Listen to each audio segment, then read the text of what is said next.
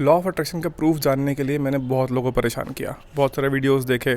फिर मुझे मेरा एक दोस्त मिला, विक्की। उसने मुझे बताया कि कैसे उसने डेली रात को 5 मिनट सोने से पहले इमेजिन किया कि वो कपिल शर्मा शो में बैठा है, और उसने मुझे बताया कि कैसे वो 1 साल बाद उस शो में एक्चुअल में बैठा हुआ था। आप देख सकते हो वीडियो। उसके बाद उसने मुझे बताया कि सिर्फ यही नहीं, अब नेक्स्ट उसने मेरे सामने कहा कि अगले 6 महीने के अंदर मैं कार ले लूँगा। ये मैं मैनिफेस्ट कर रहा हूँ। 6 महीने तो नहीं, पर 1 साल में वो कार लेके आया और उस दिन वापस मेरे पास आया, और उसने मुझे कहा कि देख। मेरा दूसरा फ्रेंड है निखिल। वो आज से 10 साल पहले BMW नाइकी, सॉरी, वो आज से 10 साल पहले पूमा के शूज़ लेके आया, BMW वर्जन।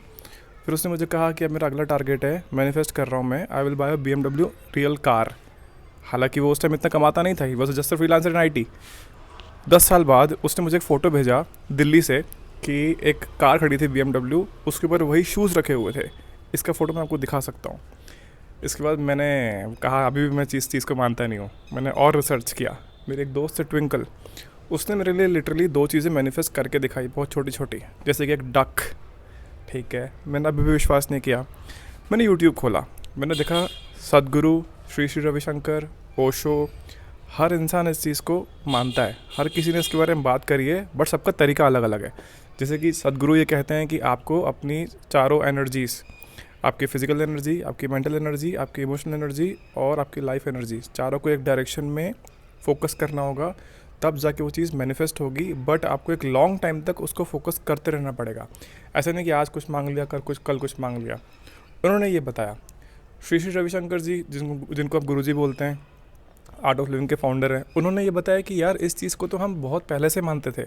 हम कहते थे ना कि मंदिर जाओ, प्रार्थना करो, भगवान अपनी विश पूरी, आपकी विश पूरी कर देंगे। तो वो क्या था? वो लॉ ऑफ अट्रैक्शन ही था शुरू से। ठीक है। इसके अलावा मैंने ओशो का एक आर्टिकल पढ़ा। ओशो का एक आर्टिकल मिल जाएगा आपको उनकी वेबसाइट पे, उसका नाम है लॉ ऑफ मैजिक। उसमें ओशो ने ऐसा बताया कि आप एक्टिंग करो, 100% उस एक्ट में डूब जाओ कि जैसे आप राजा हो या जो भी आपको चाहिए, आप 100% उस एक्ट में डूब जाओ। ओशो का कहना है कि साइंस ये बोलता है कि पहले आप कुछ करो तो आपको उसका इफ़ेक्ट मिलेगा। फिर ओशो ने कहा कि हम उल्टा करेंगे, हम पहले इफ़ेक्ट क्रिएट करेंगे, फिर उसका कॉज मिलेगा। तो आप सोच लो कि मैं राजा हूँ, और धीरे धीरे आपके आसपास चीज़ें वो होने लग जाएंगी। अब इतने सारे प्रूफ मिलने के बाद मुझे लगा कि हाँ, थोड़ा थोड़ा मेरा बिलीफ बन रहा है, क्योंकि अपन साइंटिस्ट, अपन किसी पे विश्वास नहीं करते जब तक हमारे सामने वो चीज़ प्रैक्टिकली आ ना जाए। ठीक है। फिर मैंने खुद वो चीज़ करके देखी, आजमा के देखी, फ्रॉम छोटी छोटी चीज़ें, क्योंकि मुझे पता बड़ी चीज़ इन्वेस्ट करने के लिए ना, क्योंकि मुझे पता है कि बड़ी चीज़ मैनिफेस्ट करने के लिए मुझे बहुत टाइम तक, बहुत दिनों तक, हो सकता है बहुत महीनों तक एक ही थॉट को बनाए रखना पड़ेगा, which is not so easy, क्योंकि हम हर दिन भटकते हैं। तो उसके लिए मैंने रूटीन अपना ठीक किया कि मैंने अपना रूटीन ऐसा सेट किया कि डेली मैं पर्टिकुलर इतने मिनट्स पे, इसी सेम टाइम पे मैनिफेस्ट करूँगा चीज़ें, और बाकी सारी की सारी चीज़ें, सोना, उठना, काम करना, खाना खाना, हर चीज़ में सेम टाइम पे करूँगा। ब्रूटल तरीके से मैंने फॉलो किया उसको। कई बार मेरे पास से स्किप भी हुआ, एंड दैट्स फाइन। कोई 100% नहीं करना होता है। 80% भी अगर मेरा रिजल्ट आ गया ना, तो मैं मान जाऊँगा कि ये काम करता है।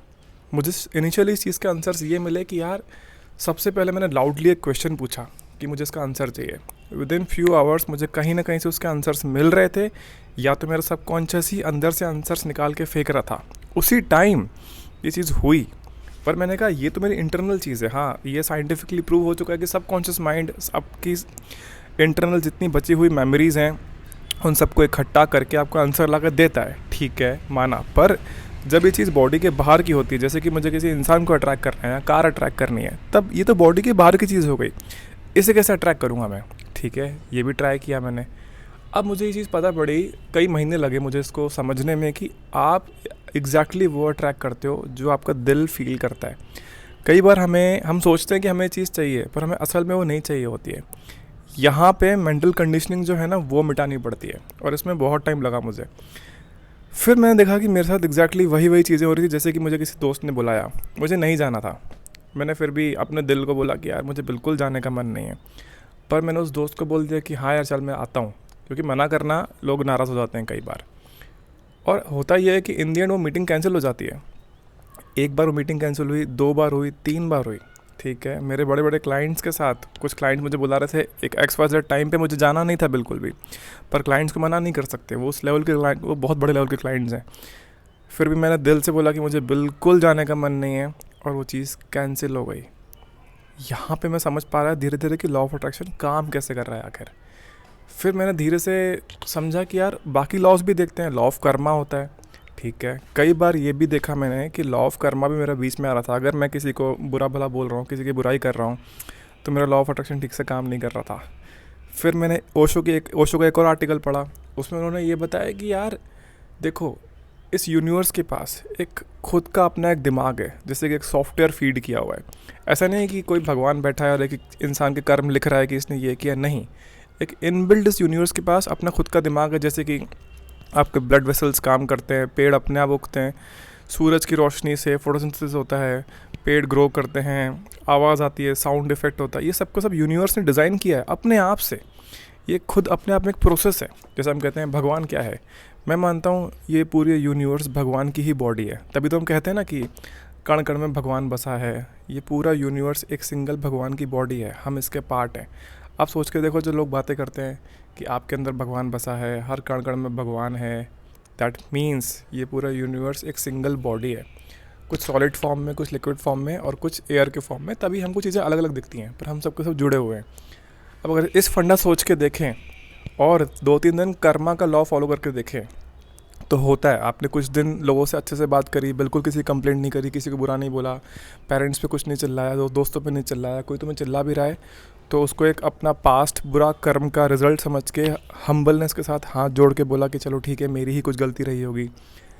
3 से 4 दिन के बाद लोग आपको बोलते हैं कि यार तू कितना लकी इंसान है, आपके सारे रास्ते खुलने लग जाते हैं। जैसे कि आप देखते हो ना, कुछ लोग होते हैं जिनको आप बोलते हो कि यार ये इंसान कितना लकी है, जहाँ जाता है रास्ते खुल जाते हैं, और कुछ लोग जहाँ मैं जाता हूँ मेरा रास्ता बंद हो जाता है, ऐसी बातें करते हैं।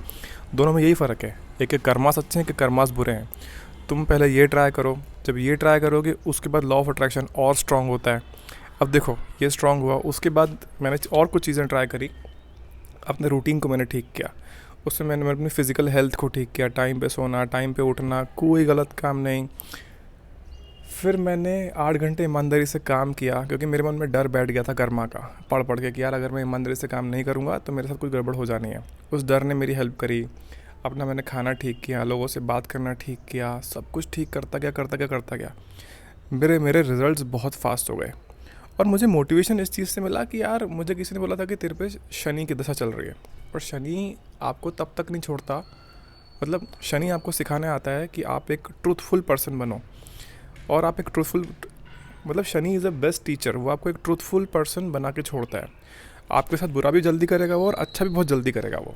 तो मैंने कहा कि चलो ठीक है, इसको तो अपन अपने फ़ायदे में यूज़ कर सकते हैं। अपन ने अच्छी चीज़ यूज़ करना शुरू कर दी, करना शुरू कर दी। शनि अपने फेवर में काम कर रहा है, लॉ ऑफ कर्मा अपने फेवर में काम कर रहा है, और बारी आती है लॉ ऑफ अट्रैक्शन की। जो क्या था कि जहाँ मेरा दिल होगा, जो मेरा दिल बोलेगा वो चीज़ें होंगी, शिद्दत से वो चीज़ें हो रही थी।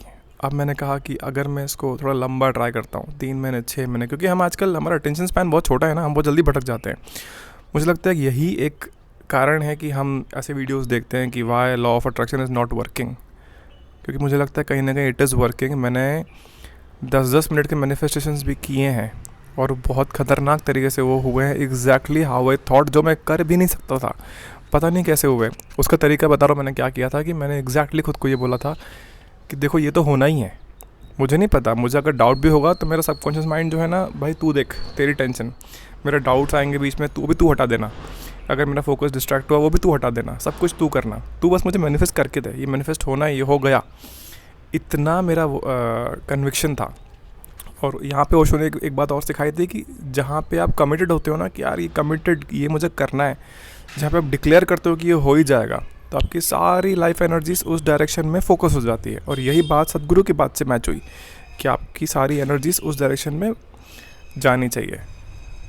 तो यार सदगुरु श्री रविशंकर, ओशो, मेरे इतने सारे दोस्त, मैं खुद, इतना सारा एक्सपेरिमेंट करने के बाद, इतना ऑब्जर्वेशन करने के बाद, अब मुझे लगता है कि हाँ, दिस इज़ एक्चुअली वर्किंग। अब तुम्हारी बारी, तुम ट्राई करो और बताओ ये काम कर रहा है कि नहीं। सी यू।